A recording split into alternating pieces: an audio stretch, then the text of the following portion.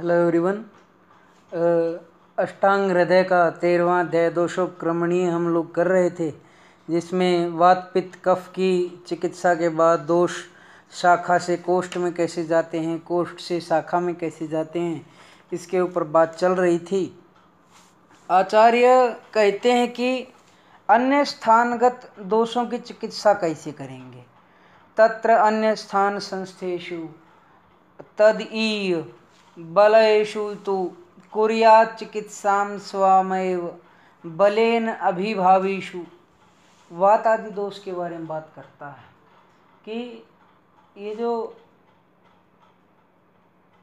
स्थायी और आगंतुक जो दोष रहते हैं दो तरह से, treatment should be done specially on priority to that dosha which has travelled into seat of other dosha. सबसे पहले चिकित्सा उस दोष की हमें करनी चाहिए जो बलवान है। बलवान दोष को शांत करके और दूसरे दोषों को आगे ना बढ़ने देते हुए हमें शुद्ध चिकित्सा का आचरण अपनाना चाहिए। क्या कहता है कि priority should also be given to that dosha which by its own strength overcomes after doshas. और उसको भी महत्व देना है दोष को जो आगंतुक दोष की चिकित्सा करके पीछे से स्थानिक दोष की चिकित्सा करना। ऐसा कहता है स्थानीय और आगंतुक दोनों दोष यदि एक समान बल के हों तो पहले जिस स्थान पे जो दोष है स्थानीय दोष की चिकित्सा कर बाद में दूसरे दोष की चिकित्सा करनी चाहिए, अथवा पहले आगंतुक की बाद में स्थानीय दोष की चिकित्सा। इस प्रकार कहता है जैसे पक्वाशय पक्वाशय कटी शक्ति श्रोत्रस्य स्पर्शनेन्द्रियम स्थान वातस्य तत्रापि पक्वाधानम विशेषता। ऐसा पक्वाशय का स्थान मान लीजिए। कफ का क्या स्थान है? उरय कंठ शिरय क्लोम परवामाशय उरस।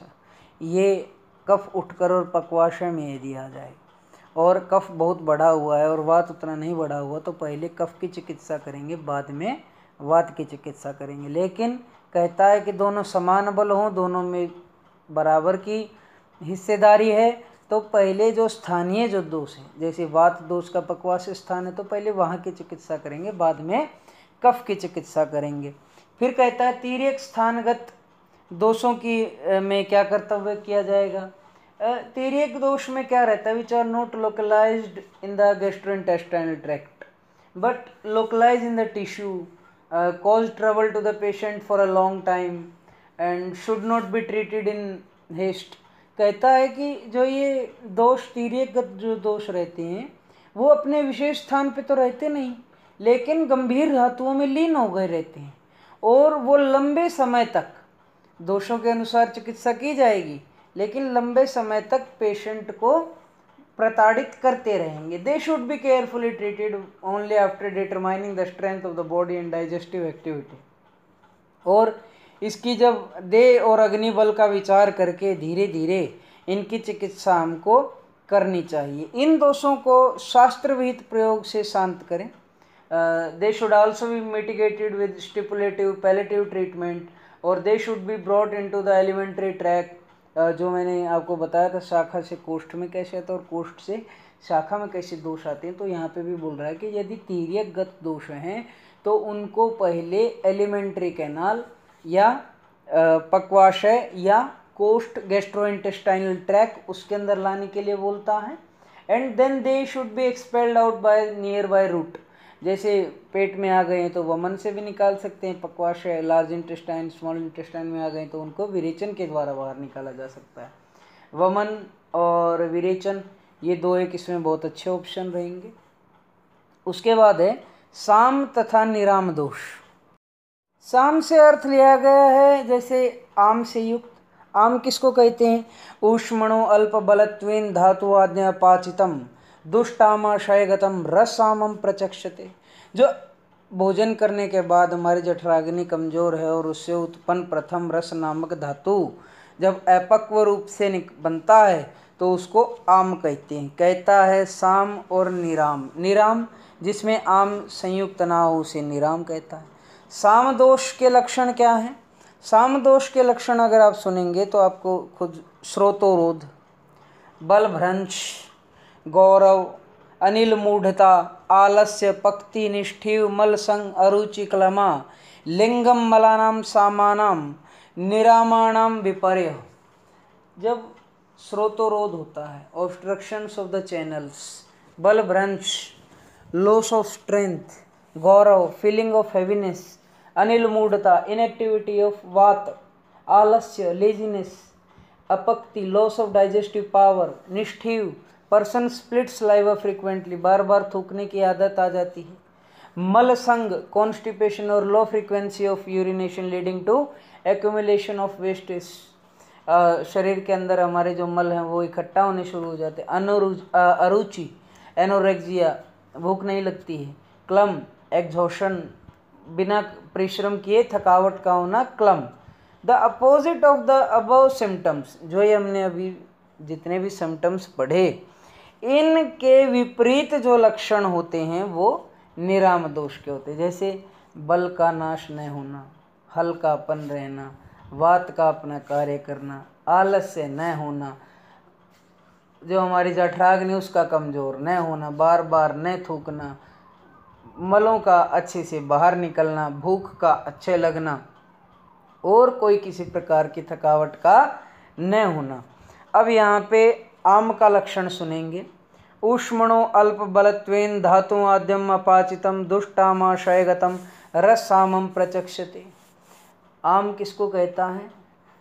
सून आफ्टर डाइजेशन प्रोसेस, जब भोजन का पाक हो, the useful part get separated from the waste, जो अच्छा भाग है उसको अलग होता है। The useful nutrition rich part is called ras dhatu. और जब वो जब अच्छा पार्ट जब निकलता है, जिसको हम सार भाग भी कहते हैं, और एक किट भाग रहता है, किट माने मल, सार भाग माने इम्पॉर्टेंट और हेल्दी पार्ट जो निकलता है, और प्रथम उत्पन्न जो निकलता है उसको रस धातु कहते हैं। कहता है ऊष्मणो अल्प बलत्वेन, due to lack of digestion strength, हमारी जठराग्नि के कमज़ोर होने से, द रस धातु डज नॉट फॉर्म वेल, जो हमारी रस धातु का जो निर्माण कार्य है वो अच्छे से नहीं होता है। इट रिमेन्स इन रॉ, वो कच्चा रह जाता है, वीक फॉर्म, एक कमज़ोर कड़ी के रूप में। इट गेट्स वाइटेटेड, और ये बदलता है। इट स्टे इन द आमाशय, आमाशय के अंदर, स्टोमक और इंटेस्टाइन्स को काउंट करें, एंड बिकम्स आम, और इससे फिर आम की उत्पत्ति होती है। मूल रूप से जाना जाए, अपक्व, कच्चा, प्रथम उत्पन्न रस धातु को ही आम कहा गया है। Other authors opines that ama get formed from intimate mixing with another of greatly increased dosha. जब आम के लिए अदर आचार्यों ने क्या कहा है कि जब ये मिक्स होता है किसी बढ़े हुए दोष के साथ, ये रस नामक धातु, तो आम की उत्पत्ति है। दोष और दुष which get mixed with this आम आर डेजिग्नेटेड एज साम दोष। आप लोगों को पहले बता दिया, जब यह आम उन दोषों के साथ मिलता है तो उसे साम दोष कहते हैं। The disease originating from this साम दोष आर कॉल्ड एज साम व्याधि, और जो इससे व्याधियां उत्पन्न होती हैं उनको साम व्याधि फिर कहा जाता है। साम का क्या अर्थ लिया गया है? साम शब्द साम व्याधि, व्याधि के साथ आम का जुड़ जाना, साम ज्वर जैसे साम अतिसार, इस तरह से एग्जाम्पल्स लिए गए हैं। देन ट्रीटमेंट ऑफ साम दोष। ट्रीटमेंट, जब हम इसकी चिकित्सा के बारे में बात करते हैं साम दोष की, तो जैसे एक एग्जाम्पल लिया जाए, जैसे कोई कच्चा फल है और कच्चे फल से कोई रस निकालने का प्रयास करे तो उससे रस कम मात्रा में निकलता है एज कंपेयर टू पक्व रस। उसी प्रकार जब ये साम दोष हमारे शरीर में विद्यमान होते हैं तो उस समय पर यदि इनको वमन विरेचन आदि विधियों से इन्हें निकालने की कोशिश की जाए तो वह केवल मनुष्य शरीर के नाश के लिए वह पंचकर्म आदि विधि का प्रयोग किया जाता है। क्यों? अपक्व दोषों को बाहर निकालना is not recommended at all.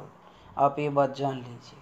और इस प्रकार जब यदि साम दोष आ गया आपके विद्यमान, आपको आम की परिभाषा का पता है और आपको साम्य व्याधि के बारे में भी ज्ञात है, तो पाचनीय दीपनीय औषधि तथा दीपन और पाचन द्रव्यों से सिद्ध स्नेह और स्वेद संशोधन योग्य बनाकर समीपस्थ मार्ग से, मतलब आमाशय में है तो वमन, पक्वाशय लार्ज इंटेस्टाइन या स्मॉल इंटेस्टाइन में है तो वहाँ पे विरेचन के द्वारा उस रोगी पुरुष का संशोधन करना चाहिए। दोषों के समीपस्थ मार्ग, भैया अब तुम पूछोगे कि ये नज़दीक में मार्ग किसके है? मुख मार्ग है वो पेट के नज़दीक है, गुदा मार्ग है वो हमारे इंटेस्टाइन्स के, मुख से दिया द्रव्य आमाशय से दोषों को शीघ्र नष्ट करता है, लाइन मार्क कर लेंगे। और नासिका से दी औषध जत्रु से ऊपर के रोगों, मतलब हमारी जो क्लेविकल है उसके ऊपर हमारा जो सिर है, इसके सभी रोगों का नाश करने के लिए नासिका एक द्वार है। गुदा मार्ग से दी औषधि पक्वाशय के रोगों को शीघ्र नष्ट करती है। तो आचार्य ने इसमें नॉर्मल फॉर्मूला है कि भैया जो जहाँ जितने नज़दीक है उसको उतने ही नज़दीक से उसको निकालना चाहिए। आगे क्या कहता है? नहीं रोकने योग्य दोष। आचार्य कहते हैं कि किन दोषों को नहीं, जैसे किसी को वमन होने लग जाए या किसी को विरेचन होने लग जाए या रक्तावसेचन होने लग जाए, कहता है कि आम दोष को औषधि से नहीं रोकना है।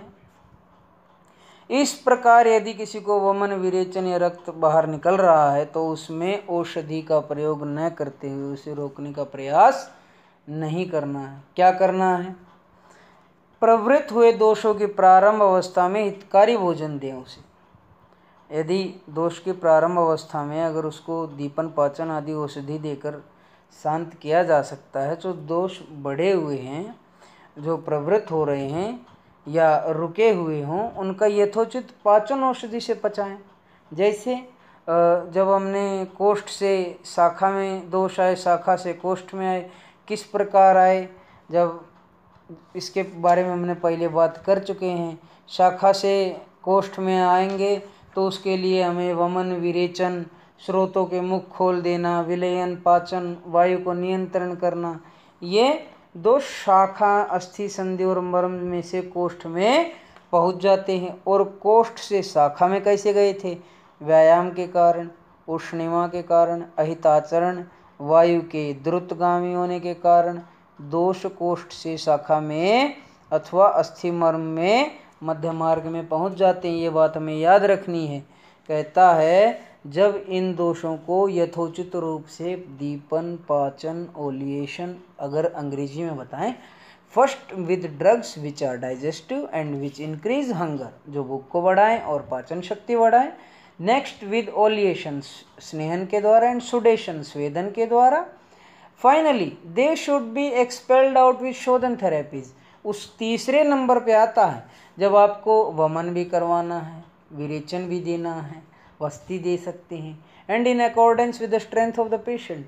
और जैसी फिर रोगी की स्थिति है, कमज़ोर है तो कैसा संशोधन देना है, मध्यम है तो कैसा देना, बलवान है तो कैसा देना, इसके लिए आपको विचार करना बहुत आवश्यक है। वायु आदि दोषों का शोधन काल। शोधन काल ग्रीष्म में संचित वायु को श्रावण मास में, वर्षा में संचित पित्त को कार्तिक मास में, और हेमंत में संचित कफ को चैत्र मास में। जैसे माघ, फाल्गुन, चैत्र, वैशाख, ज्येष्ठ, आषाढ़, श्रावण, भाद्रपद। श्रावण में कब कहता है? जब वर्षा ऋतु आ जाए प्रकोप से पहले। फिर वर्षा श्रावण, भाद्रपद, आश्विन, कार्तिक। जब सर्दी शुरू हो उससे पहले पित्त का। हेमंत में क्या कहता है? माघ, फाल्गुन, चैत्र, वैशाख, ज्येष्ठ, आषाढ़, श्रावण, भाद्रपद, आश्विन, कार्तिक, मार्गशीर्ष और पौष। और फिर वहाँ से दोबारा से शुरू कर देंगे। क्या कहता है? माघ, फाल्गुन, चैत्र, फिर वहाँ चैत्र के ऊपर आ जाइए, वहाँ से फिर वो कफ का उसके शोधन के लिए बोल देता है। आपको इन 6 की 6 ऋतुओं के 12 मास को याद कर लेना है। माघ, फाल्गुन, चैत्र, वैशाख, ज्येष्ठ, आषाढ़, श्रावण, भाद्रपद, आश्विन, कार्तिक, मार्गशीर्ष और पौष। ये बहुत इम्पोर्टेंट है। इसके बाद आचार्य क्या कहता है कि जैसे गर्मी में उष्णता ज़्यादा रहती है, वर्षा में वर्षा अधिक रहती, शीतकाल में शीत अधिक रहती है, इसलिए इनके साधारण संधि काल में उन दूषित दोषों का शोधन करना चाहिए। जिस दिन ज़्यादा गर्मी ना हो, जिस दिन ज़्यादा बारिश ना हो, जिस दिन ज़्यादा ठंडी ना हो, उसी समय हमें संशोधन करना चाहिए। दोष संशोधन करने योग्य अन्य काल। हाँ, कहता भैया कि फिर दोष संशोधन काल क्या है। अब मैं आपको एक बात बता दूं कि दोष संशोधन काल कुछ नहीं होता है। आपको ये बात समझ लेनी चाहिए, जैसी रोग की अवस्था है दोष बढ़ेंगे तो कोई ना कोई रोग उत्पन्न करेंगे ही। तो आपको रोग की दृष्टि से संशोधन काल को डिसाइड कर लेना। और कहता है कि भाई ज़्यादा ठंडी हो, ज़्यादा गर्मी हो, ज़्यादा बारिश हो, लेकिन ट्रीटमेंट इमरजेंसी में देना ही देना, तो क्या करेंगे। तो भैया आजकल आपके पास हीटर आपके पास अवेलेबल है, एसी आपके पास अवेलेबल है, कूलर आपके पास अवेलेबल है, छतें आपके पास अवेलेबल है।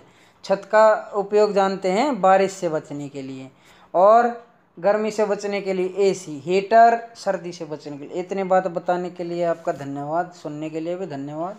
कहता है जब इन 3 चीज़ें आपके पास अवेलेबल हैं तो आप अति शीतोष्ण काल में भी आप अपने सामान्य कर्मों को, संशोधन कर्मों को, पंचकर्म को, आदि क्रियाओं को उसमें यूज कर सकते हैं। फिर इसके बाद एक बहुत इम्पॉर्टेंट टॉपिक, औषध सेवन काल। Very very important. क्यों?